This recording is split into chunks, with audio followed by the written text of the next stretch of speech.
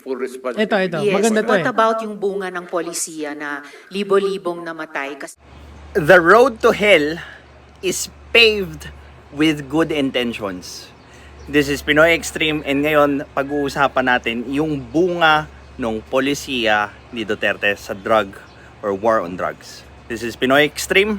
Let's do this! This is Pinoy Extreme. Correct. Si Kian De Los Santos. Correct. Do you also take full responsibility for that? Because in October 2020, na-quote po kayo na sinabi nyo, if there's killing there, I'm saying I'm the one, you can hold me responsible for anything. Now, if you want a sample on the previous presidents, bakit hindi sila pwedeng maging responsable doon sa policy nila, is you could take Noynoy Aquino doon sa Mama Sapano as an example. It's his policy na kalabanin yung mga terorista, and thus, nagbunga siya ng pagkamatay nung sa 44 natin. Tingnan natin yung sagot niya. Mr. No. Chair. No. How about Ala- si Carl Alam mo, ma'am, Anthony Nunez? before you rumble on those many things, No, I'm Hindi not rumble rambling, yun. Mr. Chair. Very specific yung mga tanong ko. the specific ang law, guilt is personal. Duterte as a necessary evil. Now, what is a necessary evil? It is something undesirable or morally wrong that is tolerated because it leads to a greater good or helps achieve a beneficial outcome. This concept often applies to actions or policies viewed as harmful or unpleasant but believed to be unavoidable in achieving a positive result. Now, ano yung mga other example ng necessary evil? Yung tax.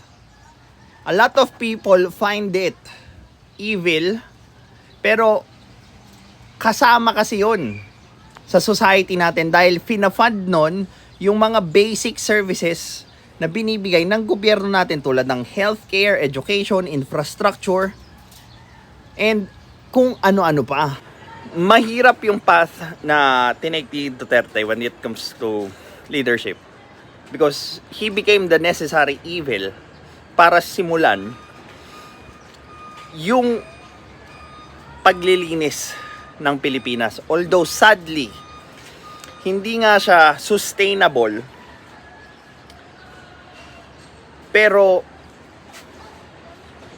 nakita pa rin natin yung effect, and pwede nating i-improve kung ano yung gumagana during that time para ma-implement natin doon sa mga susunod na drug war na kakaharapin ng Pilipinas. Hindi mo naman pwede kasing sabihin na totally walang nangyaring maganda doon sa ginawa ni Duterte. That's a blatant lie.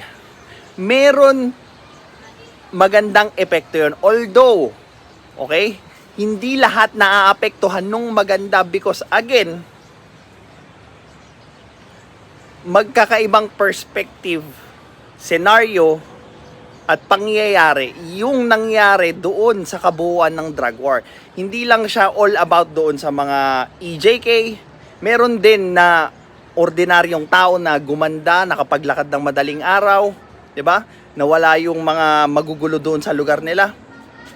So, we need to put on equal considerations yung different views ng mga tao na nakaramdam ng pagbabago nung panahon ni Duterte kahit na maganda or pangit pa yan.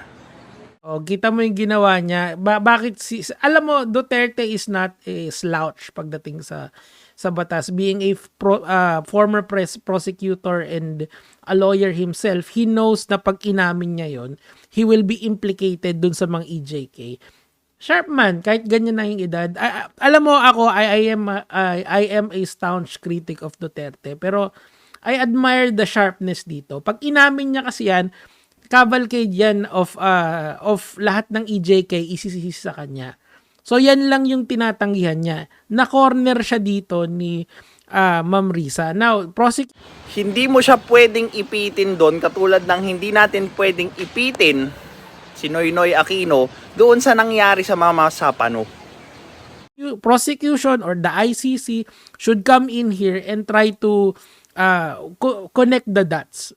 Why? Bakit kailangan natin mag-outsource ng korte? Hindi ba natin kayang itry yung sarili nating government officials? Katulad ng ginawa nyo kay Erap, katulad ng ginawa nyo kay Gloria.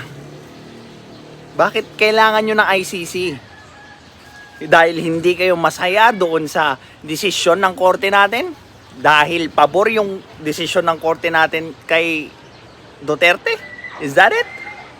Kasi may pag-amin naman siya dito sa ano na to dito sa hearing na to. Tuloy natin ng konti na lang. Magtanong ka muna ng abogado. Okay lang po. Kayang-kaya kong magtanong sa abogado. Sige, Tanong ka itanong muna ko ngayon po. before we proceed. No. 'Di ba ni lawyer card na agad si Ma'am Risa kahit tama yung tanong niya kasi nga hindi lang yun basta semantics kasi yan yung sasabihin ni Duterte. Tuloy No, natin. I have prepared these questions with my Guilt legislative is staff. personal. Yes, it's very personal. Hindi So, Guilt is personal kasi ayaw niyang mag-assume ng responsibility doon. Kahit na may command responsibility siya as the commander-in-chief of the army and the police during that time. Dapat kasalanan niya yun talaga. The concept of command responsibility refers to the accountability of leaders for crimes committed by their subordinates when they knew or should have known about these actions and failed to prevent or punish them. So, malinaw na papasok dyan na unang-una hindi niya alam na gumagawa ng katarantaduhan yung ibang pulis unless maimbestigahan. Ngayon, kung alam niya naman itong mga actions na to, he should have prevented it or kung hindi na talaga kaya, punish yung mga gumawa ng mga krimen. Best example, yung kay Kian, 'di ba? Naging guilty yung mga pulis. Ngayon, pwedeng managot si Duterte doon sa command responsibility niya pag prinotektahan niya yung mga pulis na guilty doon sa kaso ni Kian de los Santos. That's command responsibility. Kasi wala nang gugustuhing maging leader kung lahat ng kalokohan or krimen na gagawin ng subordinates nila makukulong sila kahit naman hindi nila inutos yun. Wala nang mag-a-apply as a presidente, as a mayor, as a leader. Kasi sila na ngayon ang magiging fall guy nung mga actual na gumawa nung krimen. This is Pinoy Extreme.